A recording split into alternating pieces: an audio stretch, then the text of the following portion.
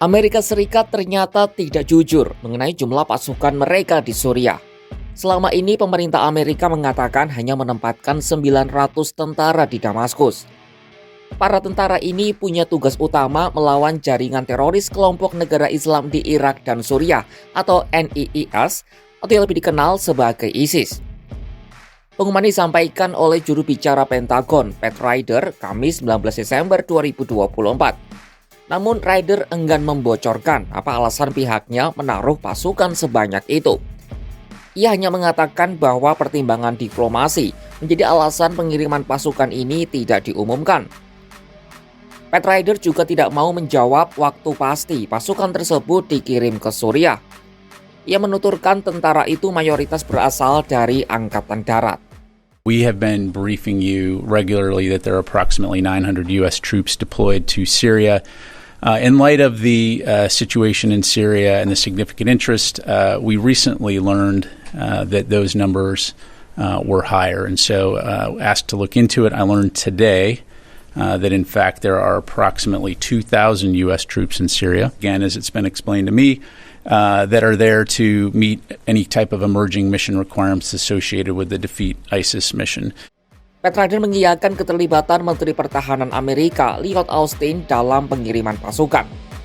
Namun ia menolak menjawab pertanyaan apakah Austin memerintahkan fakta ini dirahasiakan oleh semua bawahannya. Apalagi pasukan Amerika sudah berada di Suriah selama lebih dari 1 dasawarsa. Menurutnya, 900 tentara diterjunkan untuk penugasan jangka panjang melawan ISIS dan terus dirotasi. Sementara 1.100 sisanya dikirim untuk membantu 900 tentara tersebut apabila diperlukan. Pasukan Washington di Suriah ini terlibat dalam sejumlah serangan terhadap target ISIS. Misalnya pada tanggal 8 Desember 2024, tepat saat kelompok Hayat Tahrir Al-Sham atau HTS merebut Damaskus, pasukan Amerika menyerang 75 target ISIS. 8 hari berselang mereka menewaskan 12 milisi ISIS dalam sebuah kontak senjata. Tak cuma terhadap ISIS, pasukan Amerika juga melakukan serangan terhadap kelompok yang didukung Iran di Suriah, seperti dilakukan pada Senin 11 November 2024. Komando Pusat AS atau CENTCOM menyebut serangan itu bertujuan melemahkan kemampuan kelompok tersebut.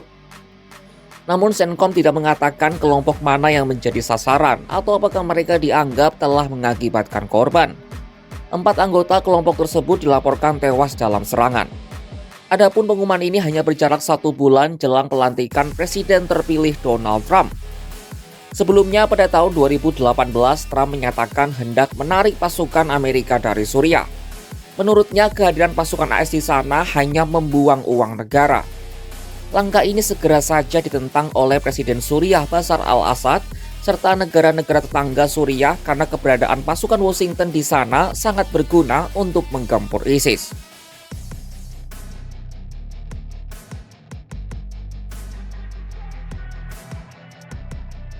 Bertambahnya pasukan Amerika Serikat di Suriah bisa jadi merupakan respon dari terancamnya posisi negeri Paman Sam di wilayah tersebut.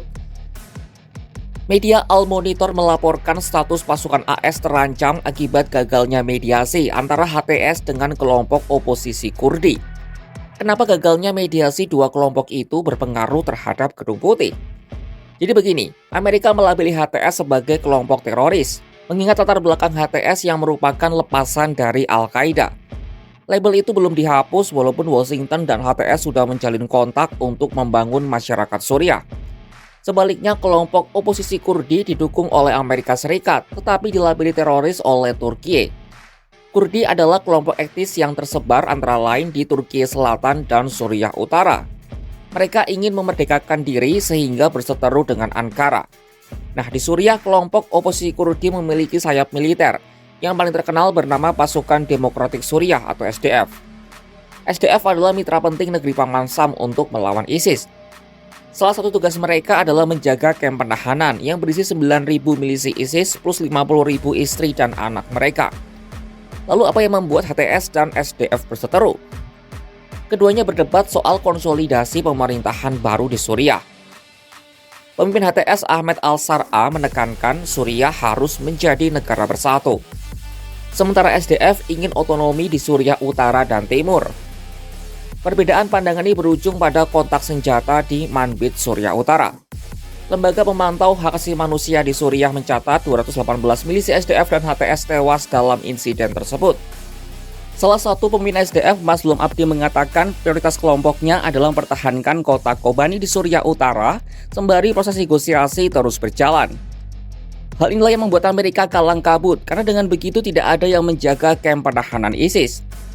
Jika sampai ada milisi yang kabur, diyakini akan membawa masalah baru tidak hanya di kawasan Timur Tengah, tapi juga dunia. Lalu menanggapi ini, Wakil Menteri Luar Negeri Amerika Serikat Barbara Leaf akan memimpin delegasi ke Suriah. Mereka akan berusaha mengupayakan gencatan senjata antara kelompok Kurdi dan HTS bisa berjalan sehingga tercipta zona demilitarisasi. Amerika Serikat ternyata berbohong kepada dunia soal jumlah pasukan mereka di Suriah. Dari yang semula hanya 900 ternyata mencapai 2.000 personel. Para tentara ini ditugaskan untuk melawan pengaruh ISIS di Damaskus. Namun kini ancaman terhadap status Amerika bertambah usai gagalnya perundingan antara HTS dengan kelompok oposisi Kurdi. SDF ingin memiliki otonomi di Suriah Utara dan Timur, sementara HTS ingin Suriah menjadi negara bersatu. Kesibukan SDF ini membuat kamp penahanan ISIS berkurang penjagaannya dan memperbesar kesempatan milisi ISIS untuk kabur. Lalu apa langkah selanjutnya yang akan dilakukan Gedung Putih? Saksikan perkembangan di Suriah hanya di kanal YouTube Kompas.com.